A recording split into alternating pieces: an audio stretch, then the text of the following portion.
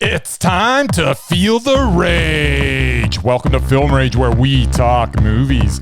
Streaming flicks again this week from our homes, as that is all we can do as the cinema doors remain barricaded with armed guards and attack dogs keeping us out of the place we desire to be. Oh well. Directors and actors beware, as you cannot hide from the rage. My name is Bryce, and I'm part of the Film Rage crew, which also includes Jim. Hey there, Jim. Hey. And the man who has 2 tickets to paradise, so pack your bags as I believe he leaves tonight. It's Murray. Yo. Hey there, Merman. So with the introductions out of the way, let's rage on. Okay. Thanks to all who've been supporting us. If you love our independent podcast, please support us and join the growing Film Rage community by joining our membership at buymeacoffee.com/Film Rage YYC. All members get a special episodes and content only for members, along with all members that sign up get a special limited edition Film Rage merch item. If you cannot commit to a membership, you can still buy us a movie rental and dare us to see a terrible film. Shout out to our biggest listening state, Colorado, and for our biggest listening province in Canada, which is Alberta. We thank y'all for being number one in our hearts. Go Rams and yeehaw! Nice.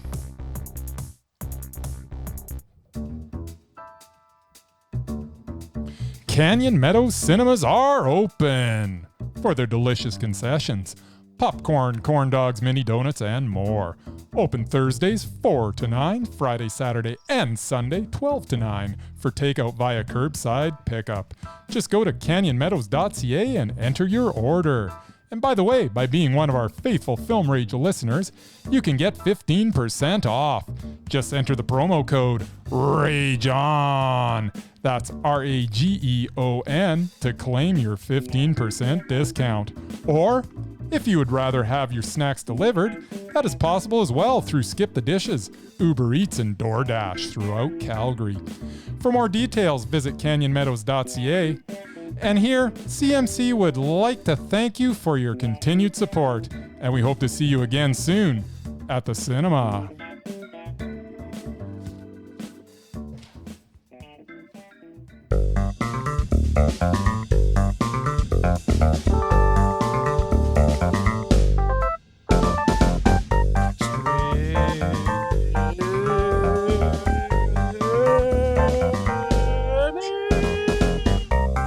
And what? We're streaming, Jim.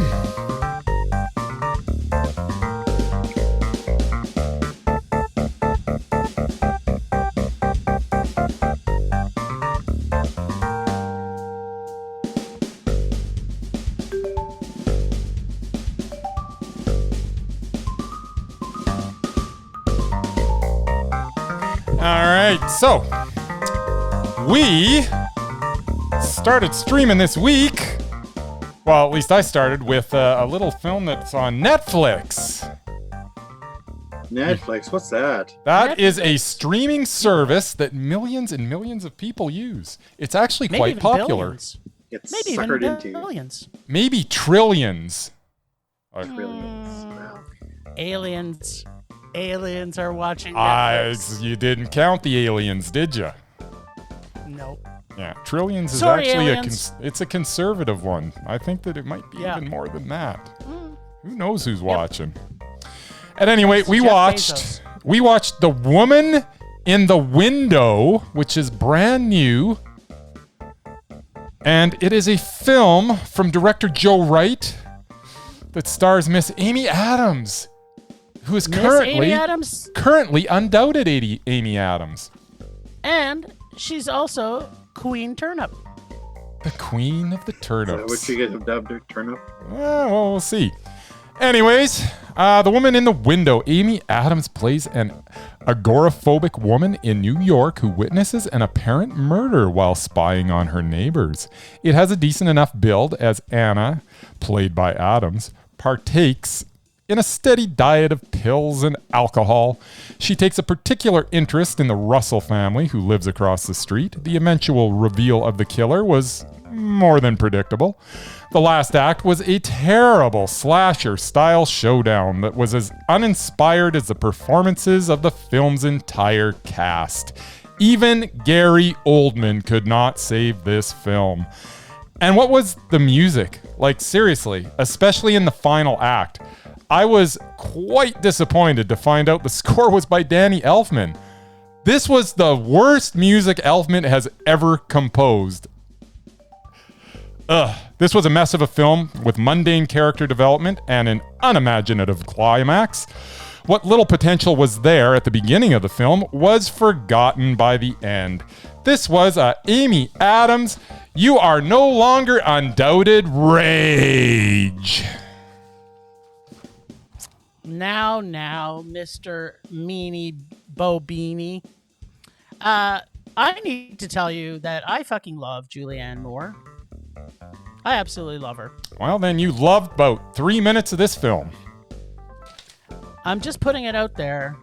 That Julianne Moore is now everybody fantastic. knows. There you go. And I can't take it back. I won't apologize. Why would you want to take it back? I fucking love her. Princess Turnip, a.k.a.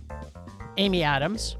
I thought, me personally, as much as you may have hated this film, I thought, in my opinion, this was the best job I've ever seen her in. Really? In the vein of Tropic Thunder, she didn't play full retard, and it allowed her to shine. This music, in my opinion, was actually so amazing. I actually loved the music. What? Because it was so weird. It was so different. It was tolerable until that last. Well, climax. I'm not going to say much about the last part, but I'm saying, like, so the music part, it was so different. Like, it was nothing that I expected the film to go with. So I kind of liked it.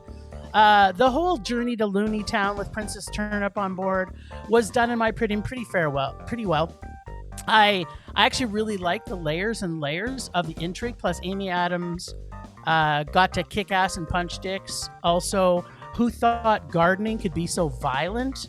I thought it was a great depiction of a film dealing with mental health and the confusion of whether it's mental health or just the facts.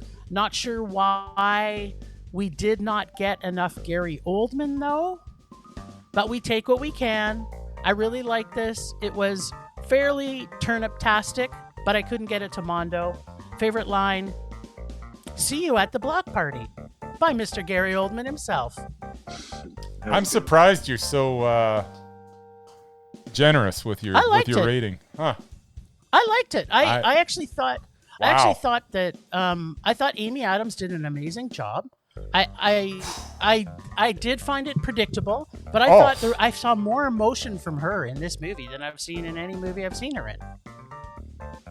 Plus, it had Julianne Moore and it had Gary Oldman. I don't know what to say to that. Yeah, you know, Gary Oldman was fine, but everybody else, not good. Not good. Well, I think Mur probably watched it because he's got Netflix. Yeah, I was forced to sign up for Netflix, and now I'm on board with you guys, doing that streaming crap. And yeah, I feel the need, as it seems to be every week, to actually defend Amy Adams. Yeah, this wasn't. I literally just said I loved her in this Plus, movie. you never had to defend her until this week because she was undoubted. Yeah, whatever. Yeah, it wasn't a Mondo. Let's just start with that. It was the kind of movie I liked. Did not find it predictable. I actually was quite surprised by the ending. And I actually watch a lot of mysteries and thrillers as opposed to horror movies that you guys watch. Considering the source material, I think she did an amazing job. She was easily the best thing in the movie. And yeah, I love seeing her like fall apart and, you know, what's real, what isn't real. And yeah, drugs and and alcohol don't mix. That's just a bad idea. Yeah, I thought all the acting was awesome. I loved it. But yeah, it wasn't a total Mondo. It was a high man. Yeah, there you go. So it was two mez and a rage. It was a Yeah. But rage. unfortunately, because it's a Well, rage, yeah. unfortunately, Amy Adams has got to start all over. Not a big surprise. Well, I think the surprise I'm was kinda that she was surprised, too. undoubted in the first place. No, I No. pretty much I was not surprised that Bryce would hate it. I pretty much predicted that. That part was predictable. You were correct. I did Yes. not like this film at all. I knew on Friday when I watched it that Amy Adams would be off the undoubted list. To me, she was always undoubted and she's always mesmerizing, but that's my own opinion. Okay. well, I would agree that up until this movie, I would say she was undoubted. As would And I, still think obviously. I think that she was the least turnip that I've ever seen her in this movie. It's the least turnip. That is a Wish heck you of an could- endorsement, Jim. I wish you could use something. I hate turnips. Try using a carrot, What? maybe. Turnips are delicious. She can't be a carrot. We have Who a lot to hates carrot turnips? yet. Why can't she be a carrot? Well, because we haven't Turnips got are- to carrot. Like there's a I level mean, we haven't of got to it. there's a level Like of carrots root are better than vegetable. turnips? Is It's that what? no, like potato is the ultimate of vegetables, and that's been taken. And then we had the turnip, which is also the very largest of the root vegetables. You're talking So about size, not she's- just like taste. I I don't- don't know. I'm just talking about. I don't I'm even just know what's talking going about the on whole right I'm now. just saying vegetable I hate turnips. philosophy. I'm gonna call her something else. The apple of my eye. You she is. don't even. Well, okay, so you know a natural mix with turnip is apple. So there you go. It's the apple of your eye for the turnip of the acting I world. don't like getting me eat There we apples. go. Anyway, move on. Okay, so we also got to see something on VOD, Mmm. and it's called Benny Loves You. Loves me? Jack, he loves you, and Murray and me, he loves you. Wow. I In- don't know. I would In watch the this collective you, even the trillion number of aliens, I'm pretty sure Benny loved them too. Jack, a man desperate to improve his life, throws away his beloved childhood plush, Benny. It's a move that has disastrous consequences when Benny springs to life with deadly intentions. It's got director, writer, and lead actor Carl Holt. It also stars Claire Cartwright and George Colley, I want to say. It's supposed to Coley. It's Collie. So, sure, let's go with Collie like the dog. No, let's just so say it's Benny- Collie because it's Collie, not go with it. Yeah. Like the dog. I said like the dog. Yeah, but you're like, well, let's It's like just the go dog. with it like it might not be that. But no, it is. But it's also Collie like the dog. So what does that have to do with the price of tea in China? You love that tea. Yeah, you don't even drink tea. No, I don't. Caffeine and other sources. Yeah. So Benny Loves You on VOD, which was one of our discount offerings from VOD for a long time. We have been paying $25 for movies not quite as good as this.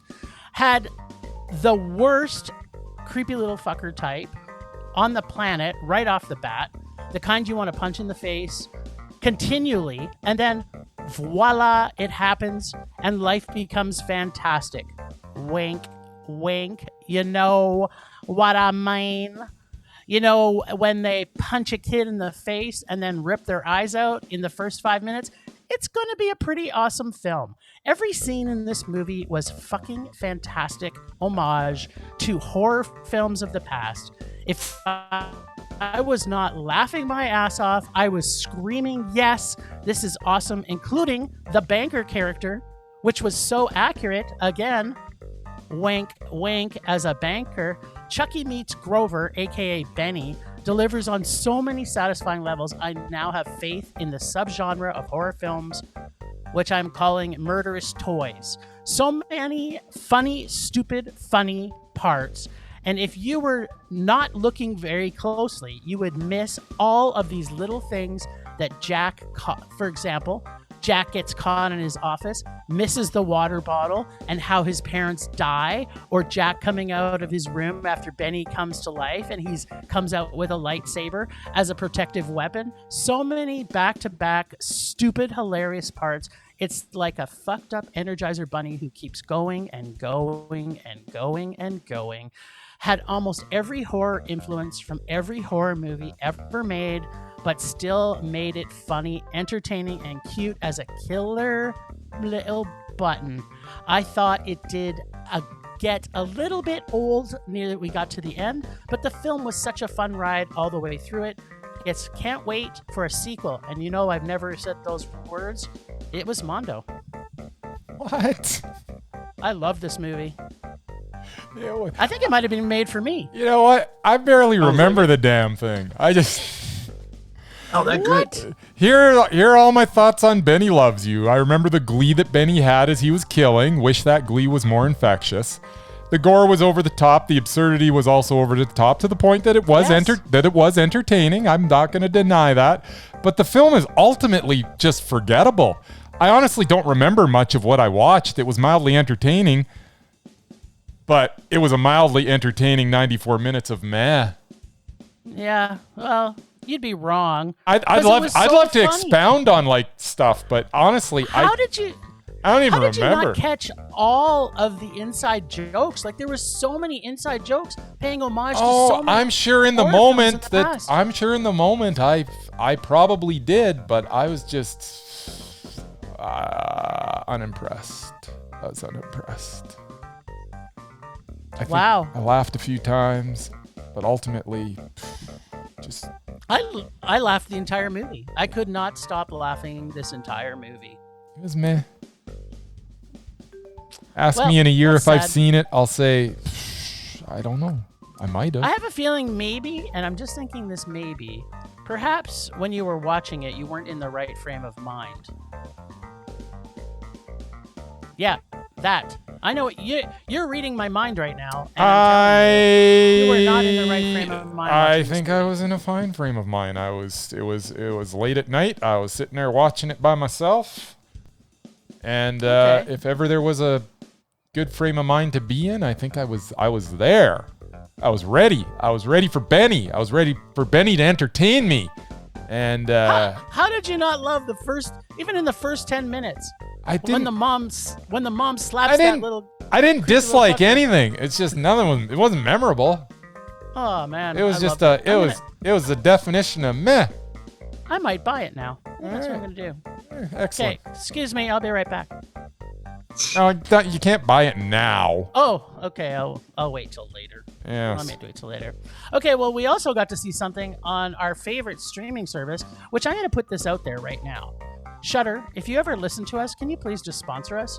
We've decided collectively, and I'm speaking for the entire Film Rage crew, that Shudder is the best streaming service, and every other one needs to try and get up to speed with where Shudder's at.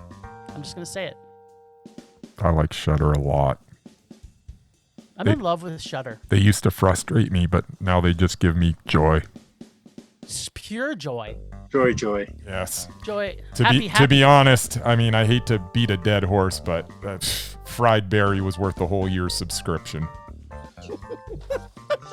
Well, speaking of Fried Berry listened to our episode, and I'm in the works to try and get us, because you had said last week that you really wanted to get your Fried Berry underwear. So I'm working on it with them right now. If we can get Fried Berry underwear, they want us to have a photo shoot in their underwear in front of a cinema somewhere. I'm like, done. No. Count it done. It's happening, man. Fried Berry. By the way, I watched the short. Loved it. I know. So right? good. So good. All right, anyways, back to the matter at hand. We talked about Fried Berry enough last week. No, I don't think we did, and we definitely haven't this week, but we have to move on. There's only so many hours in the day. So we are going to talk... I think we're a little bit ahead of schedule. Perhaps we should... Should we talk about Fried Berry? No, I don't think we should. Maybe we should just talk about Fried Berry every episode. I think we should just rename the podcast. It's the Fried Berry Podcast.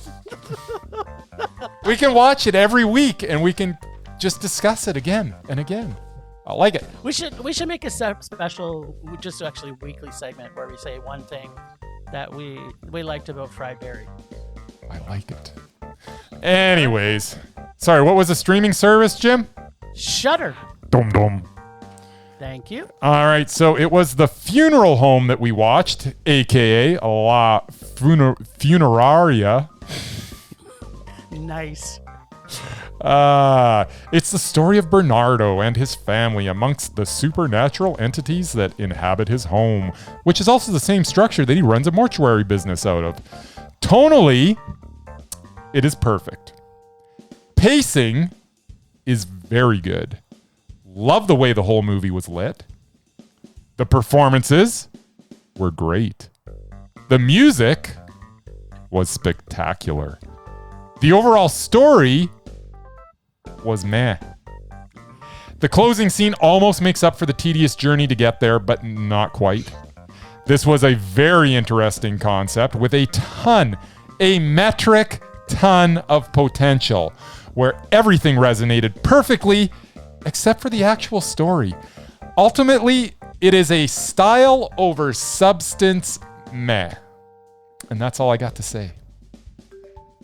That was pretty succinct. Merman, did you get to see this one? I did, and it may actually surprise you guys, but I somewhat agree with Bryce. What? Somewhat. What?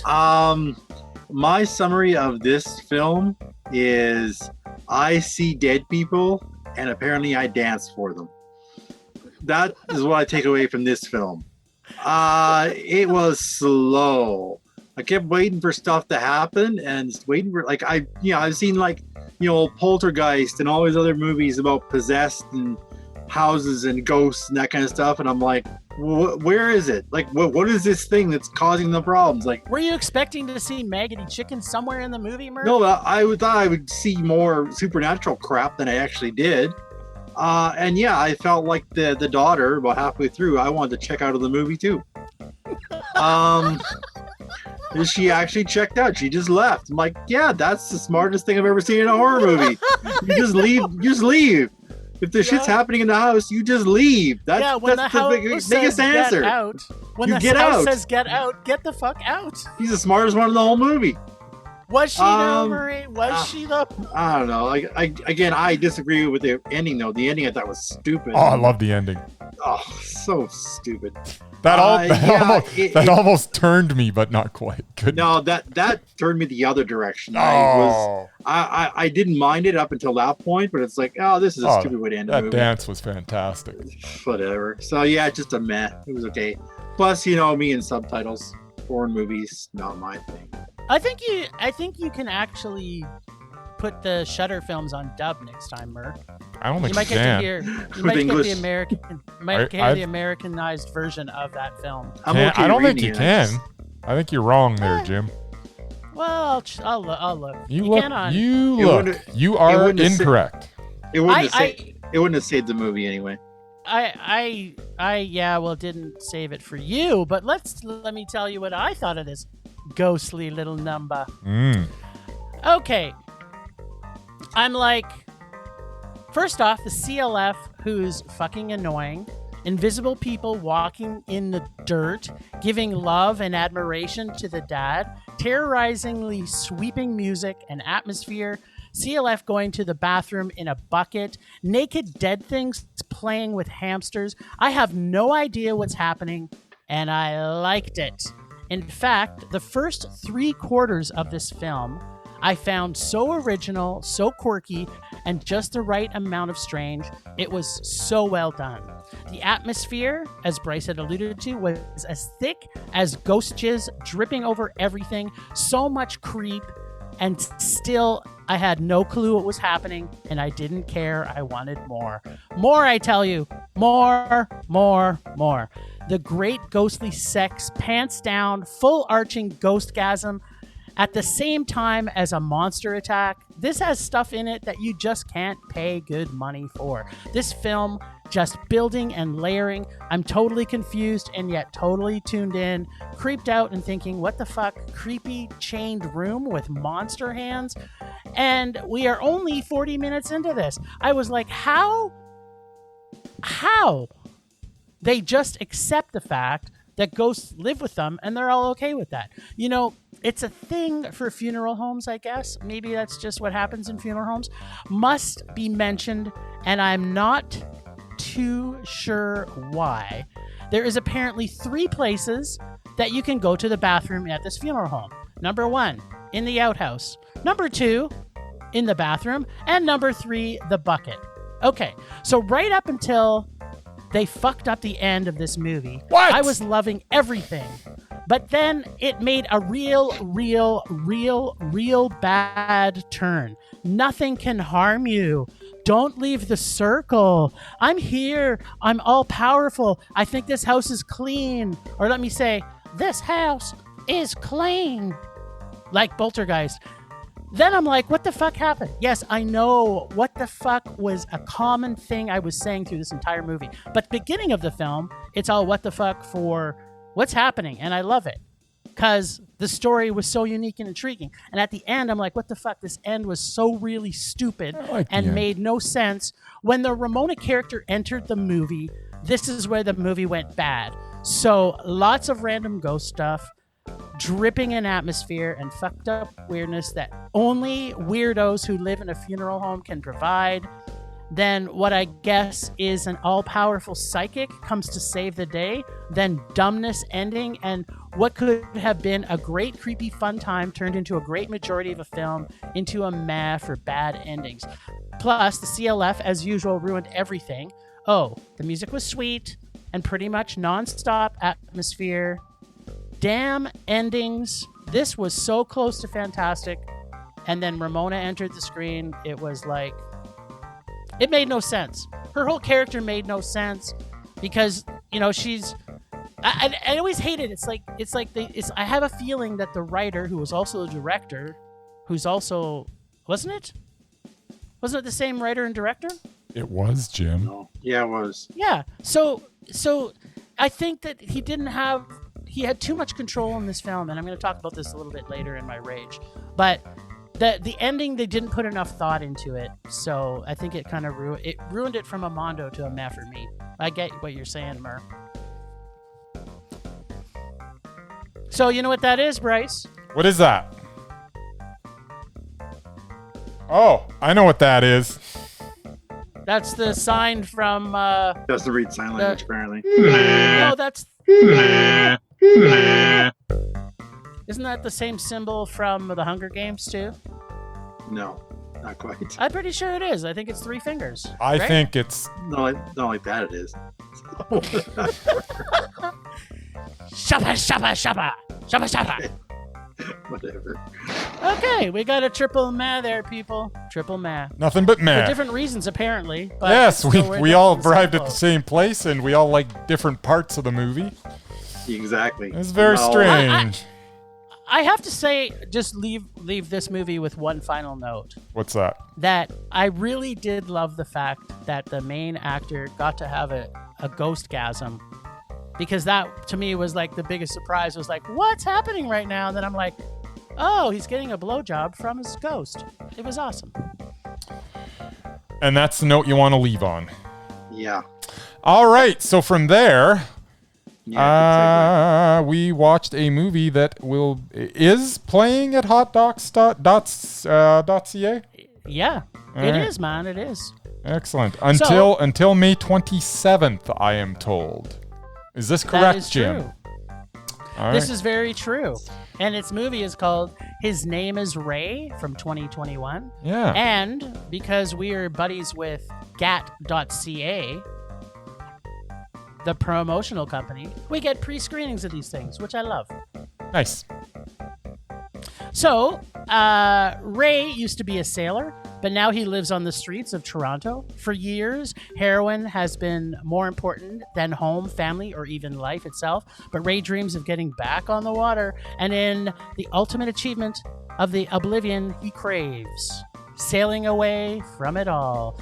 Directed by Michael Del Monte, who is a fantastic director, I might add. He's done a bunch of other really amazing stuff. So, the word I want to sum up for this movie is sorrow. Sorrow.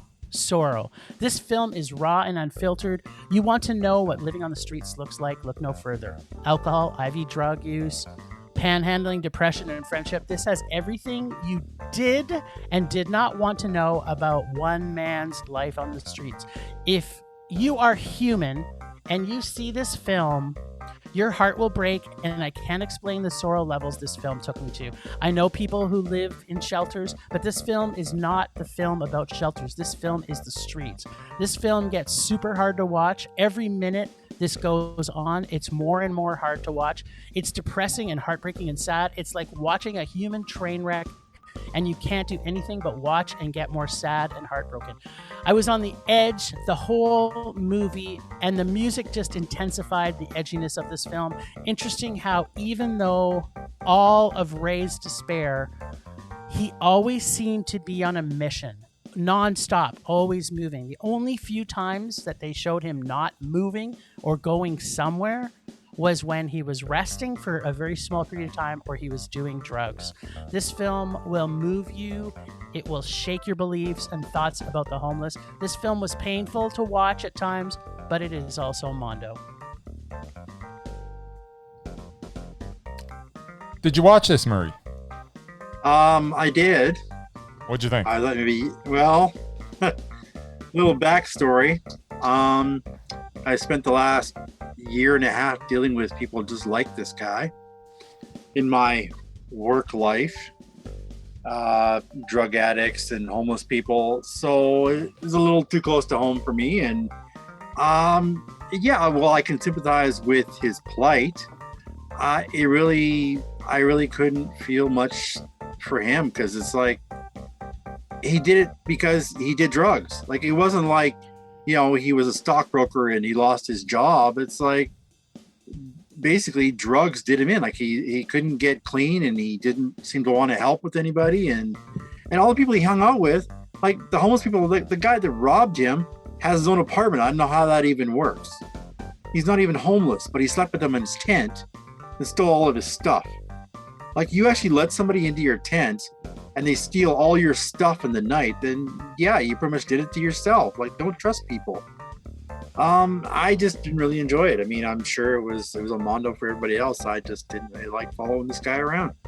Was it a meh or was it a rage? I could never rage about it. I just didn't really care enough. It was just meh. All right. Okay, so not my name is Ray. My name's Bryce. But his name is Ray. His name is Ray.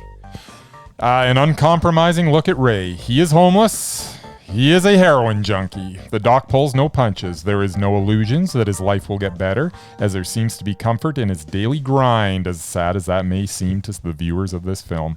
The singular focus of Ray, who seems to think that if he can get a boat and get back on the water, all his problems would cease to be. He thinks he could, just sail away from all the obstacles in his life. There is a hopelessness to that, and that is unfortunately way too real. As depressing as this doc was, it was also an effective glance into the life of that too many people live. This was an objective look at the struggle of one man's constant battle with his demons, all while just trying to survive.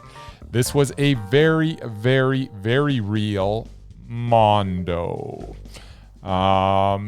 Hits a little close to home too, because I have a brother that could have followed him around, and it would probably be something very similar. Yeah. It's, okay, so that kind of bodes a question for me to you, buddy.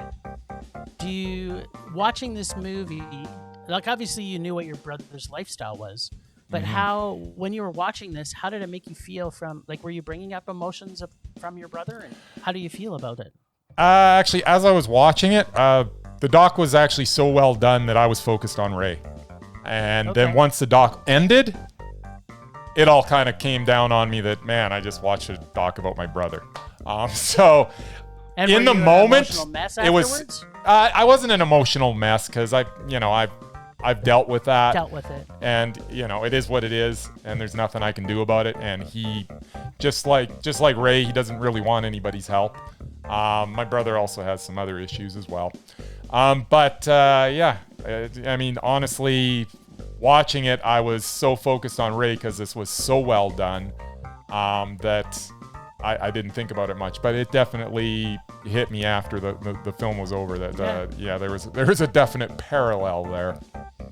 Yeah, I mean, the fact that Murray saw this in his daily job on a regular basis, it does give you a different viewpoint of it, Murray. So I kind of. Well, yeah. I mean, if I hadn't done that for the last year and a half, I might have had a little more feeling, emotion for it. Because, yeah, I didn't really grow up with money either. So I mean, I've struggled my whole life to stay off the streets. But and you know, this guy, there was help for him. He just didn't want to ask for it. He didn't want to get help. If he actually gotten help, he might be on a sailboat today, or on a boat on the river somewhere. Well, I think that's he didn't want to turn his life around. That was a problem. I think that, you know, they had brought that up enough in the movie that he was, you know, some people you can't help, like his girlfriend that wasn't his girlfriend anymore. Everybody was trying to help him, but unless Ray wants to help himself, it's not going to happen. Yeah. Right. And I remember, and we'll leave it on this note with you, but Murray, you all, I think almost, or maybe you did, or you almost lost your job because you were being too compassionate to the homeless at that one place that you worked. I pretty much did. Basically, they just removed me from the building, from the shifts. I mean, I did the best job I could, but because I wasn't more forceful and more, you know, because I had compassion for people who were, it was -20 and they were sleeping in an ATM at vestibule. It's like, I didn't want to throw them out. I mean, they're not hurting anybody. But yeah, because of that, basically, I no longer worked at that company. But it was a good thing, a blessing in disguise anyway. But yeah, no, it definitely is not the kind of industry that you can't have compassion if you're going to do it. So yeah. All right. So on that note, temperature rising, vision blurring, rage taking over.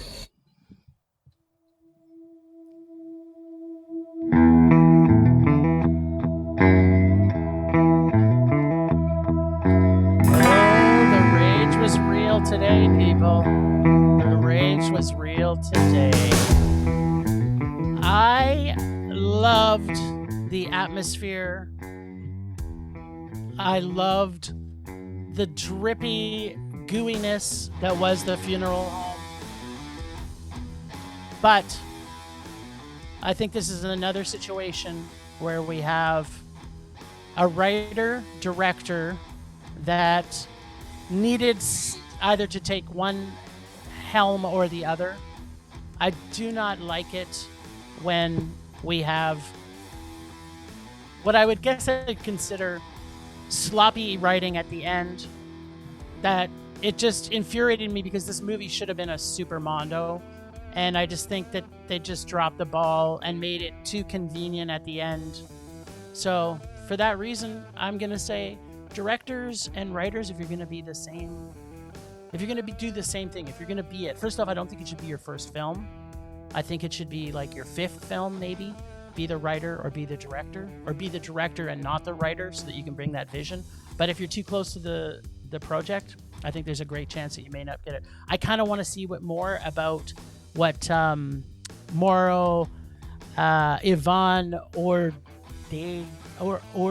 Ojeda, maybe?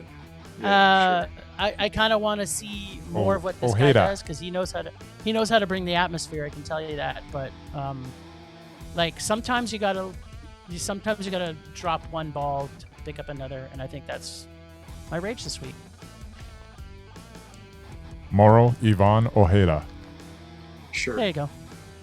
I actually have a bigger problem with actors / directors than I do writers, because I mean, if you want to write the script yourself, that's fine, as long as you have somebody else to help you along the way. But once the script is done, then you can do the directing. But actors who direct themselves, unless they're good, you can tell I mean, I've seen so many independent films with my previewing of people who write, produce, act, and direct. They do everything, and it's like sometimes you just shouldn't. Yep. Just do one or the other. Pick one of your friends. Pick one of your friends to direct you if you want to be a star of it. Yeah, well, I would agree. That's another bandwagon I would easily jump on. All right, Bryce, what you got, baby?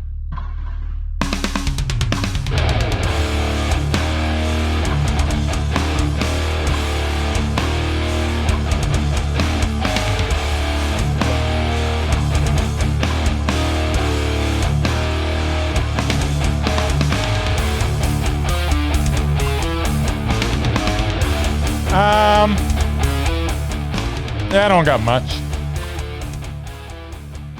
I think I may have raged so hard last week that I am temporarily out of rage.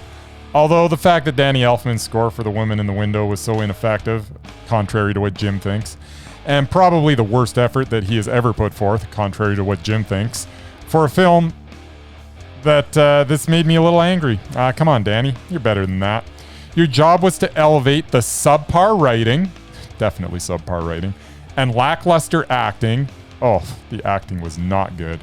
With your music, and you failed to do so. He has done music for some pretty bad films in the past, but his music has never been part of the problem. The music was part of the problem this time. I guess that's my rage. I don't know. Well, it's justifiable. We do like to talk about music a lot. Actually, didn't mind it. Didn't really. No, I either actually one way or like the the other. music. I thought it was choppy and unique. Like most. But I do Danny agree Elfman. the end music. I do agree with Bryce. The end music was not the best. And that ridiculous ending scene with its movie turned inexplicably into a slasher thing. I don't know what the heck that was. That was deplorable. That music, and I laughed, and I don't think I was supposed to laugh. It was probably the most enjoyable part of the film for me, just because it was so ludicrous and ridiculous. But sometimes that's not good enough. Sometimes when I'm laughing when I really shouldn't be, that might be a rage. You do remember, though, that Julianne Moore was in this movie, right? And she was very good. I think he forgot. No, Yeah, he must have I forgot. didn't forget. I remembered. I do have to agree, though. I think Gary Oldman's character was a bit of a throwaway. Yeah. Oh, and it was weird. He come into it and he just starts screaming. It's like, what are you doing? Like, that was one of the most unnatural characters that has ever been written in any movie ever. Because he comes in and he's immediately on the defensive about everything. And But that's because he's guilty. And he's Well, just, this but he woman wasn't is guilty. watching him in the window. If my neighbors were peeping in my windows, I'd probably get pissed off too. Like, he was just angry all the time, and he was a jerk. He was not. No, he was just not. Because he was a believable. jerk. Anyways, we've gotten off my rage. My wasn't- rage is Danny Elfman, not Gary Oldman. Stop trying to Oh, distract sorry. me. Heaven forbid. Rage subsiding. Pulse slowing. Anger fading. All right. Looking for a podcast all about nerddom? Want a podcast with an emphasis on representation? The Nerd Alternative is the podcast for you. Join me, Ram, Me, Hassan. And me, Levi. three black British nerds tackling the pop culture we love and sharing why we love them. The Nerd Alternative, a sweet melting pot of all things nerdy. Have you checked this one out, Jim? I fucking love the Nerd Alternative. This podcast is amazing. Everybody needs to check it out. Check it. If you're listening to us right now, just pause it and then go onto your streaming site and then come back to us after. But go listen to the last episode of the Nerd Alternative podcast. You will not regret it.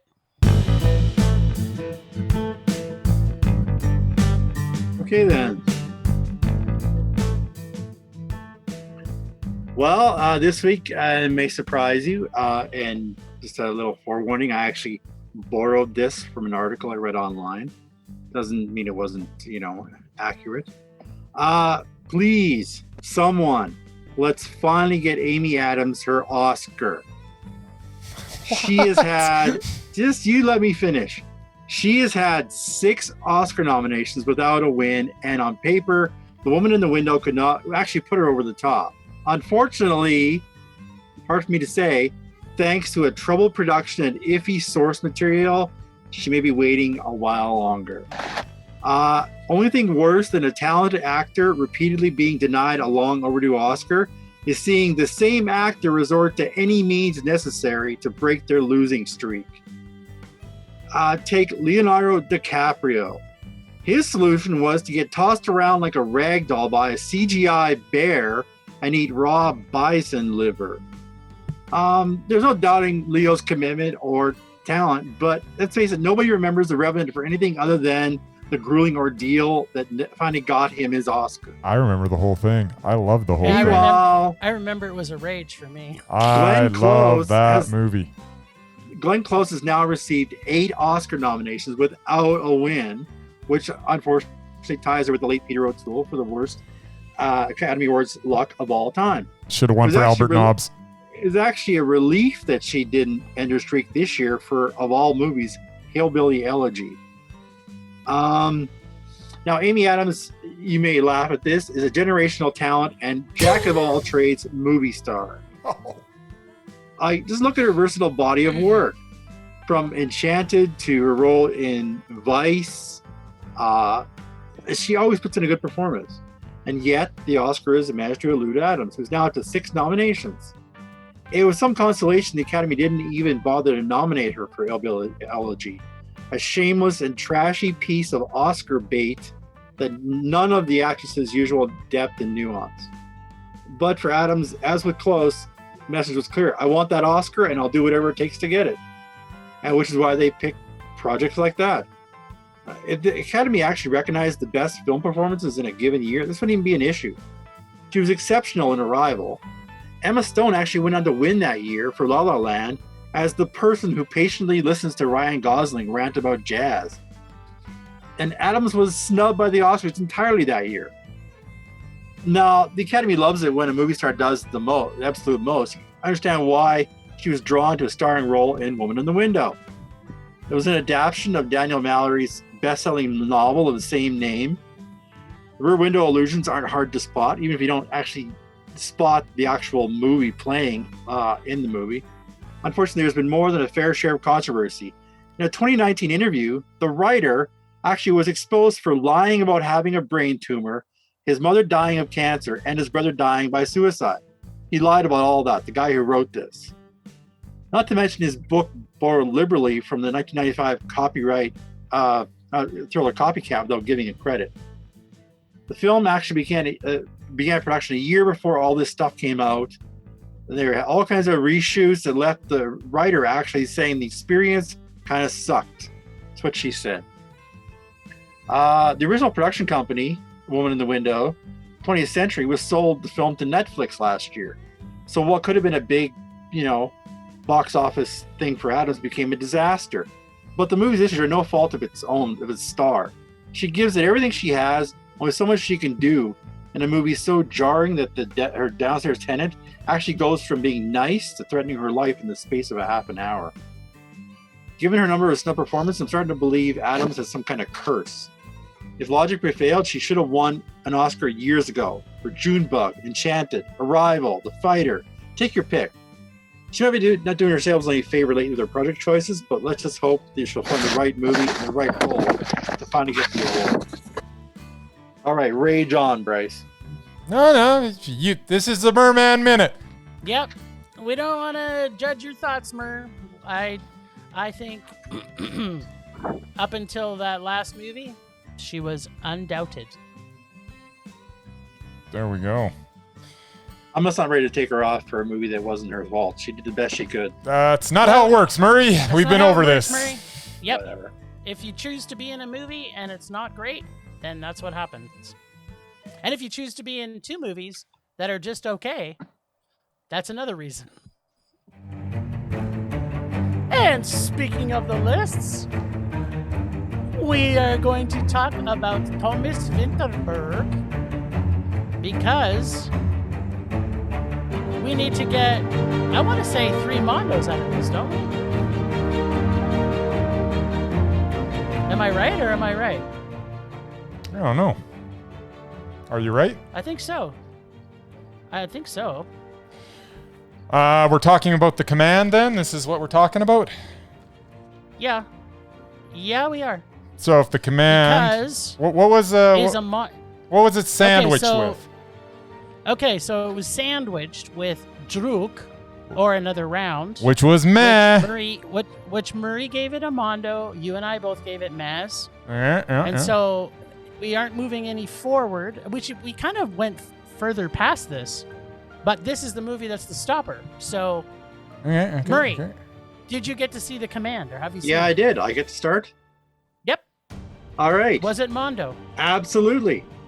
All right. I absolutely love this. I've loved submarine movies since Hunt for Red October, and this had a lot of All right. similarities.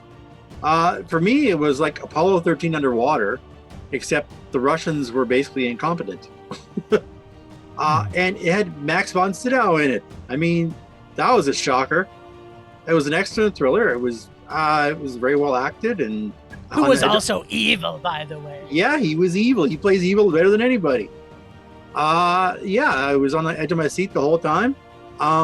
Only one thing bothered me about this whole movie is that nobody spoke Russian. Like I've watched other movies, even like Harrison Ford, I think, spoke Russian in a submarine movie at one time. And my favorite movies of all time, Hunt for Red October, Sean Connery, Alec Baldwin, Tim Curry, and Sam Neill all managed to speak Russian and with marginal Russian accents. Okay, But nobody in this film actually spoke Russian. It was all in English.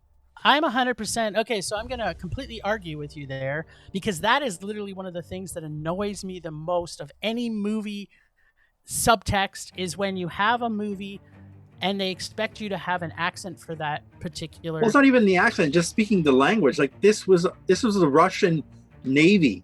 These were Russian officers. Yeah. And I mean, I can read subtitles for minutes at a time if they're just going to speak to each other in Russian.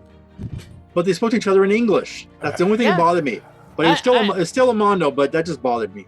I thought they should have put more effort into that. But I absolutely hate when they put accents on people when they're speaking English in a movie. Yeah, because but like I said, they're speaking our language. They're speaking. But if to they're us speaking in Russian, that then language. it's okay. Like they can speaking- learn Russian. Well, then The actors could have learned Russian. They should have hired non-Dutch actors. They should have. But then you'd have to read subtitles, Murray, and you hate subtitles. Hey, I got through Hunt for Red October, and it wasn't all in Russian. Just it was enough to make it appear that yes, they're actually Russian. Sean Connery. I have no idea why we're. Sean Connery to speak with a Russian accent was brutal. He's terrible at accents, but he Why actually are learned we Russian. Why are we He talking learned about Russian. Like how these are paid actors, they can't learn Russian. I don't know what's going on right now. I'm perfectly happy that they didn't. All right, Yeah. but let me tell you, I also thought this movie was Mondo. I think though that Thomas Vinterberg may be an Vinterberg. alcoholic. You think? I think so. I think every movie he makes lately, there's tons of drinking in it. I'm just saying, submarine explosions are scary.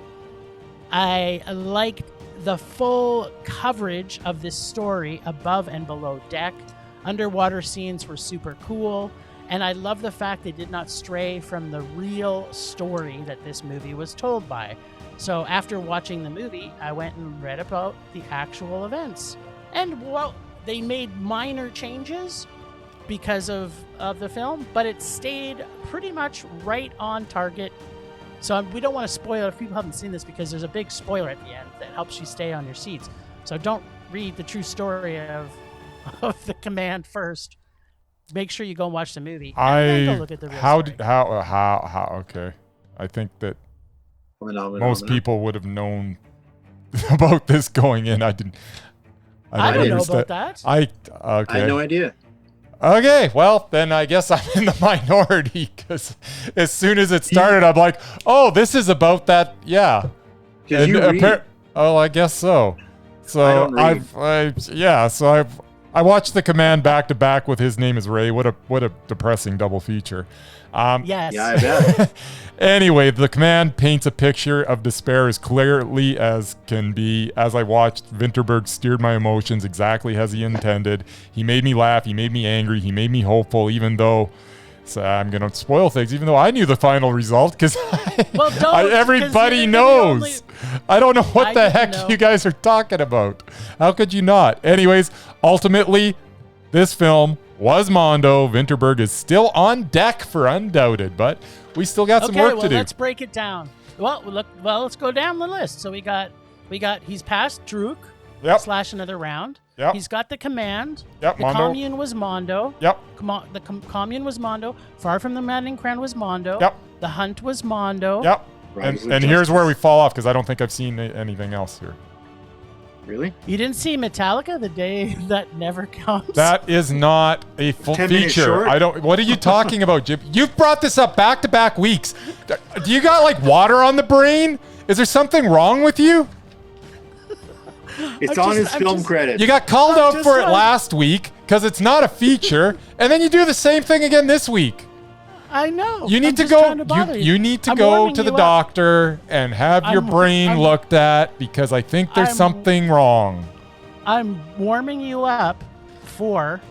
So, okay, so what you're saying is you haven't seen Submarino, is what you're saying. That's what I'm saying. Or Okay, I so think there's Bryce has to two, see right? Submarino. And then the But one no, before.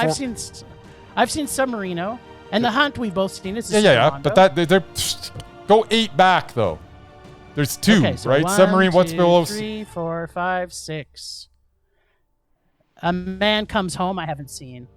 That's and Dear 8. Wendy. Yeah. So there's literally 3 that I have to see, and I think you probably have to see 2. Yep, I do. So yeah. So Bryce has to see Submarino. Well, okay. Why don't we go see if we can find A Man Comes Home and Dear Wendy. We'll see one of those before Submarino. That makes good goat sense. Perfect. But we'll find next week. Check in. We're gonna have an update on our boy Thomas Vinterberg, because Submarino for Bryce, it's already a Mondo for me. I'm pretty sure it's gonna be a Mondo for Bryce, but even if it's a man, he's still moving on. So let's go straight to Man Comes Home. Okay. I'll watch that. Sounds good. Okay. I'll try to find it. I will also see it. I got an update for you. Yep. I watched the new Angelina Jolie action flick, Those Who Wish Me Dead. And the Okay. reason that this is significant is it has a gentleman that is in the Undoubted list. His name is Jon Bernthal. Oh, okay, yeah. I'm sure. He was very good in this. This movie was not very good. Is it a rage? This movie was a meh. Which forced me to do a Jon Bernthal double feature because before this, he was in a movie called Vienna and the Phantoms. It sounds like a man before you even tell me what you thought of it. Heard it. Vienna and the Phantoms was the same as Those Who Wish Me Dead. It was also a meh. So bye Bernthal. It pains me because I'm the one that got you on the list, and I was very proud of it because it was one of those actors that you're like, what? But I was like, knew he wasn't gonna yeah. last. I knew I wasn't thought gonna he would last, though. continue to pick the stellar projects. But yeah, no, he's back-to-back mez. Bernthal, you're no longer Undoubted. So we got some names to take off. Bernthal is off the Undoubted list, and as much as it pains me to Adams. say, Amy Adams, that latest, The Woman in the Window, was such a rage. She's no longer Undoubted either. But Thomas Vinterberg is still on. He's on deck. and moving forward. And we're going to be seeing, what was it called again? Something about a boy. No, that's not it. About home. That's not it. Coming home, something home. So we got boy in the title, doesn't it? A Man No, Comes Home. There we It's at go. home. Boy, man, whatever. I was totally right. In your mind. Yes. All right. A Man Comes Home. I'm gonna write that down, Jim, just so that You I should don't. probably write it down. Just so I don't watch some random boy movie. Yep. Like, how about the movie Boy? Yeah, I'll watch Boy and go, that was a rage. He's off. What? Vinterberg had talking nothing to about? do with that. Not that boy. The boy by Taika Waititi. Ah, I love that movie. That's a Mondo. That keeps him on. Thank you, Thomas Waititi. Thomas, what TT? All right. What else is going on with the list this week? Has anybody got anything? Murray, got anything? No. Well, your Vinterberg was a great suggestion, by the way, because he's still rolling. Still he waiting. is. Yep. All right. You know what time it is? I don't. All right then. The moment everybody's been waiting for. Is it the moment everybody's been waiting for? Really? I don't know about that. I think it Maybe- might be. maybe Maybe you're him. right. All right. Last week on Rage or Dare, our pal and membership member, really, Julene from It Goes Down in the PM podcast was our last paid dare in our pile. So Jim will be pulling from one of our stank bags this week. Yes, we had not touched each other's bags in so long we forgot what true rage can look or feel like. Last week, Julene dared us to see Leprechaun 5, In the Hood. Let's see if Warwick Davis is adorable enough to make Bryce rage again, or not raging, or is his memory of the franchise maybe not as full of gold as he thought. Let's check in with Jim first, as I feel he does not have a great fondness for the Irish culture as our resident ginger-adjacent friend Bryce does. Yeah, he's not wearing his ginger covered hat today. Yes, so he's covering up his those ginger who are- today. Yeah, I don't know where this ginger thing came from, and I'm not sure why this continues to be a thing. I am not ginger. I don't know what you're talking about, but have at it. You sure about There that? isn't, wanna there isn't see- a freckle does- on my yeah. face. Well, But maybe the does freckles are on your curtain match face. does the curtain match Exactly. the drapes? This is the question. And he But certainly has everybody wants to know. an Irish temper. He does have an Irish temper. He says he's not, but apparently he is in the I inside. think he really is. My grandmother Frame so- was Scottish, and my grandmother Hollingsworth Wow. was English. There is no Scottish, Irish. And you know what happens when a Scottish and an English person mate? They make an Irish person. That's right, they do. That Okay, is not that's true. That is a lie. I think You I are think the you whole are island of making Ireland- things up right now. Seeing as how we don't have a listener in Ireland Seems- yet, seems then right we're to not me. really offending anybody. Seems So- right to me.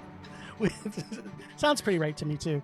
Yeah. Okay, so first off, platform shoes and iced tea should make for a great movie. And how And about I that say- wig? And I say should. The acting, or what they may call acting, was so awful. I'm wondering where the kids from this movie came from.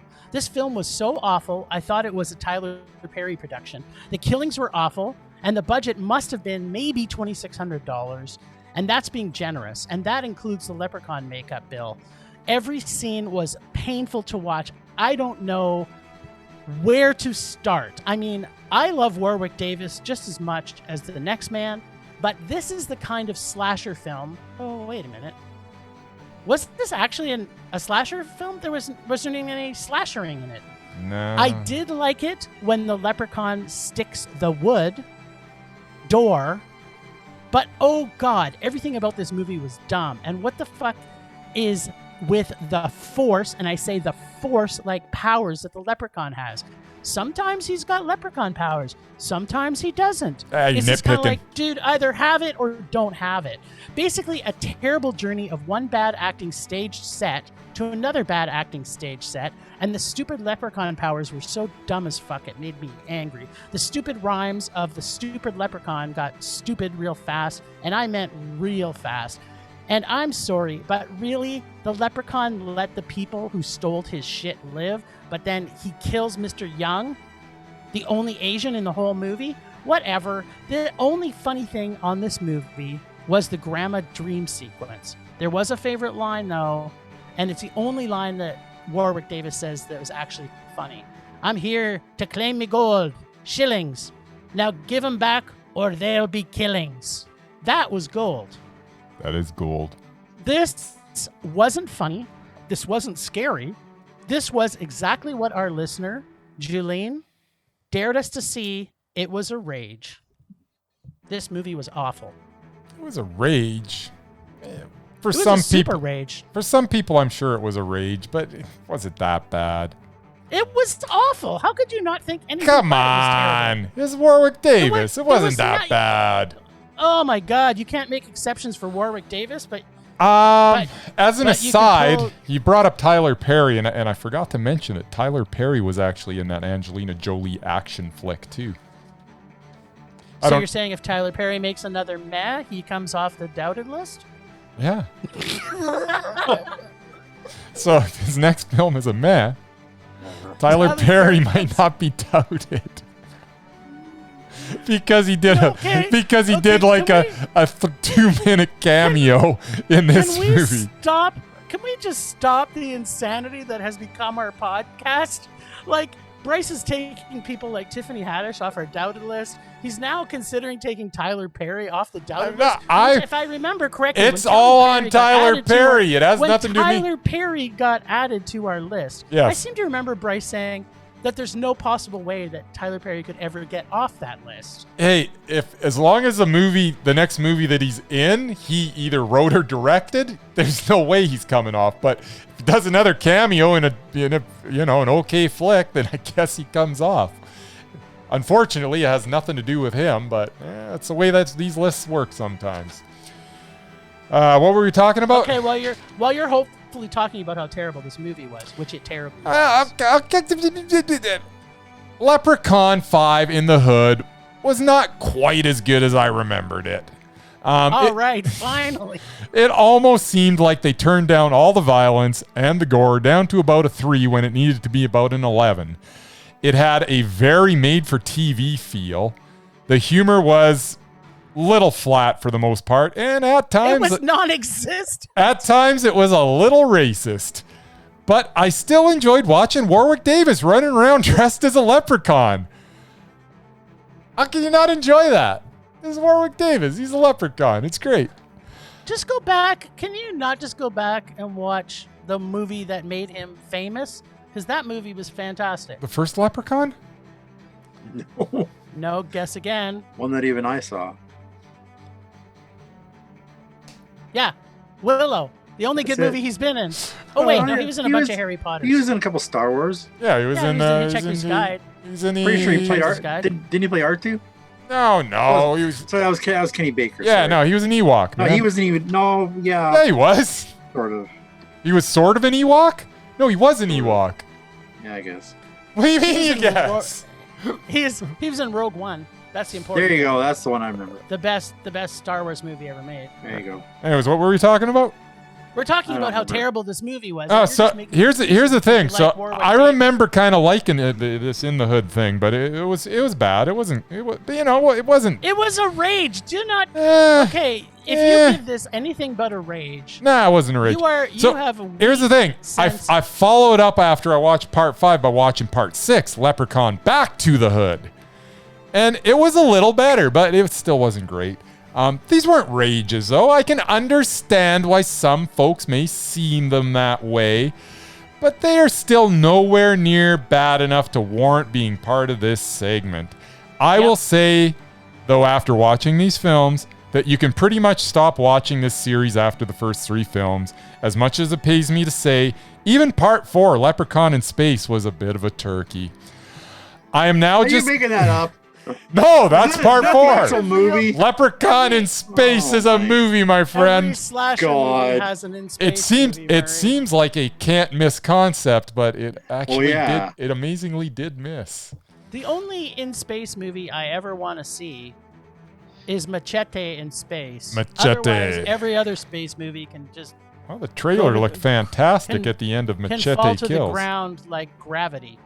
So I'll just end this by saying I'm just glad that not only are we going back to our regular format, but also that Jim just might pick from my bag, and we can demonstrate to the listeners what this segment is really about. And that's You know all what? I got to say. I'm gonna pick up that. Oh, gauntlet. do it. I am gonna Do it. choose from your rage bag. Nice. This is very exciting for me. I got a whole bag of good stuff here. You ready for I'm it? excited. Y'all Yeah, ready for I am. this? Ba, ba, ba, ba, ba, ba, ba, ba, ba, ba. Okay, I'm just randomly picking something. There we go. Yep. I Yep, got I'm it. seeing it. Yep, I got it. Yep. Mhm. One. Okay, and he's gonna now read to me what I'm gonna see for next week. Do you like Jon Bon Jovi? I sure do. Who doesn't? It's wait a minute, Moonlight and Valentino. Moonlight and Valentino. This is what Rage or Dare is all about. You know what? I kind of like Jon Bon Jovi singing. Maybe he'll sing a song in this.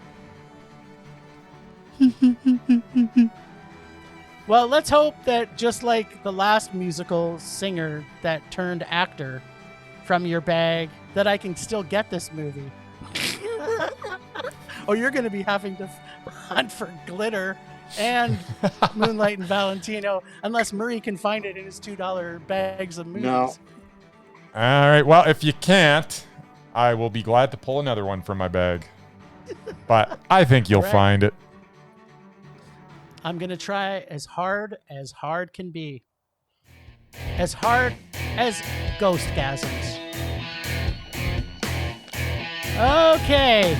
Well, what a jam-packed episode this was. Thanks again, Ragers, for listening. Rage love out to Julene from It Goes Down in the PM podcast, and James, our 2 members, subscribers. Thanks to the extended Film Rage crew of Leonard Conlon for artistic vision and photography via Leonard Conlon Photography, for Bex Goose for her animation skills at Potato Lady PodcastReviews.com. Thanks to our sponsor, Canyon Meadows Cinema. Go and support your local independent cinemas near you as they need your help to survive, people. Find us on social media, Facebook, Twitter, and Instagram at Film Rage YYC. Check out everything Film Rage at filmrageyc.com, including our merch site for Redbubble and TeePublic. See what we look like on our YouTube channel by searching Film Rage Podcast. We are always wanting to make this a raging blast for all listeners, so please comment often everywhere you feel, including filmragecalgary at gmail.com, on Podchaser and Apple Podcast. Dare us to see terrible movies to fuel our rage, but no matter what you do, please make us rage. That's it for this week. Rage on. Rage on. Rage on.